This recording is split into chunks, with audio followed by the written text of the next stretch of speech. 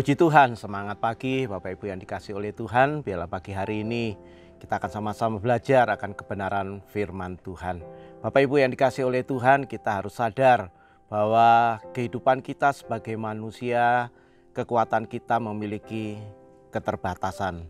Tetapi kabar baiknya ketika kita percaya kepada Tuhan, maka Tuhan yang menjadi sumber kekuatan itulah yang menopang kehidupan kita.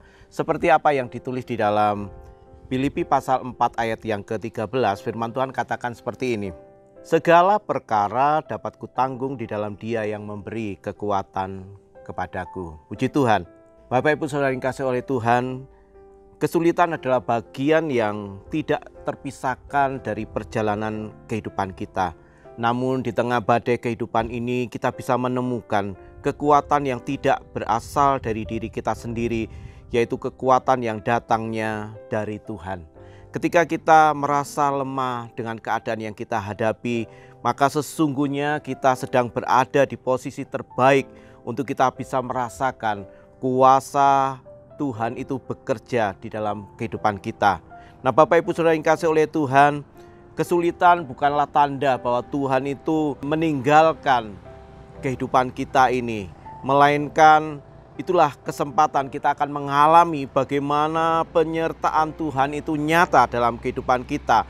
Justru di tengah segala tekanan, iman kita itu akan ditempa, karakter hidup kita itu akan dibentuk, dan kita memiliki pengharapan di dalam Tuhan. Bapak Ibu, dari ayat yang kita baca ini kita bisa melihat ada 3 hal yang bisa kita cermati. Yang pertama, bahwa kekuatan yang sejati itu berasal daripada Tuhan. Artinya kekuatan Tuhan itu tidak terbatas di dalam kehidupan kita. Ketika kita mengalami kelemahan oleh karena kesulitan-kesulitan hidup yang kita jalani, maka disitulah kuasa Tuhan itu akan menjadi sempurna. Bukan kemampuan kita yang bisa membuat kita bisa bertahan menghadapi kesulitan-kesulitan hidup ini, tetapi itu semua oleh karena kasih karunia Tuhan yang selalu menopang kehidupan kita. Seperti apa yang ditulis di dalam 2 Korintus 12 ayat yang ke-9. Hal yang kedua, bahwa di tengah kesulitan-kesulitan yang terjadi dalam kehidupan kita, itu akan membentuk karakter kita. Supaya apa? Supaya melalui kesulitan-kesulitan itu akan melatih kita untuk kita lebih sabar, untuk kita lebih tekun, dan untuk kita rendah hati. Kita tetap senantiasa mengandalkan Tuhan di dalam kehidupan kita. Hal yang ketiga, di tengah kesulitan itu ada pengharapan yang pasti di dalam Tuhan. Saat ini mungkin dunia memberikan alasan untuk kita menyerah dengan keadaan-keadaan yang sulit dalam hidup kita. Tetapi Tuhan memberi alasan untuk kita tetap berharap.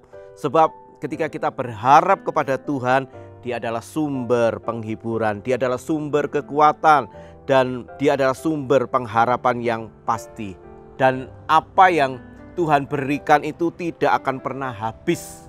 Artinya situasi apapun yang kita hadapi, ketika kita tetap senantiasa taruh pengharapan kita kepada Tuhan, maka Dia yang senantiasa memberikan kekuatan yang baru setiap hari dalam kehidupan kita, sehingga kita dimampukan untuk menghadapi setiap kesulitan-kesulitan yang terjadi atas kehidupan kita ini. Nah, puji Tuhan Bapak Ibu yang dikasihi oleh Tuhan, mari biarlah ketika kita menghadapi masa-masa yang sulit dalam hidup kita, kita tidak bersandar dengan kekuatan diri kita sendiri. Ketika kita bersandar dengan kekuatan diri kita sendiri, maka seringkali kita bisa menjadi takut, kita bisa menjadi stres dengan keadaan yang ada. Tetapi ketika kita tetap senantiasa bersandar kepada kekuatan Tuhan, maka disitulah kita akan menikmati bagaimana kuasa Tuhan itu akan dinyatakan di dalam kehidupan kita. Kita tidak mungkin bisa memilih kapan kesulitan itu datang, tetapi kita bisa memilih untuk tetap berdiri dan percaya bahwa Tuhan itu bekerja di balik semuanya itu. Dan ketika Tuhan bekerja, itu akan mendatangkan kebaikan bagi kita semua. Seperti apa yang ditulis di dalam Roma pasal 8 ayat yang ke-28, bahwa Tuhan bekerja.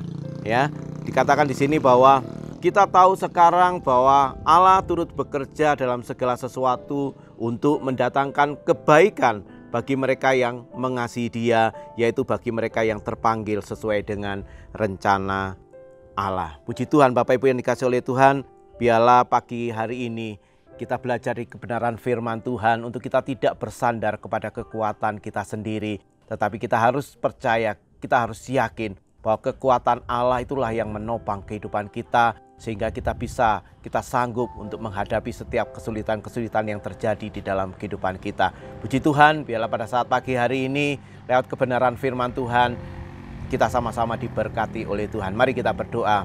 Bapa di dalam surga, kami mengucap syukur, terima kasih Tuhan, saat pagi hari ini lewat kebenaran firman-Mu ini Tuhan, kami boleh dikuatkan, kami boleh diteguhkan untuk kami boleh tetap senantiasa bersandar kepada Tuhan.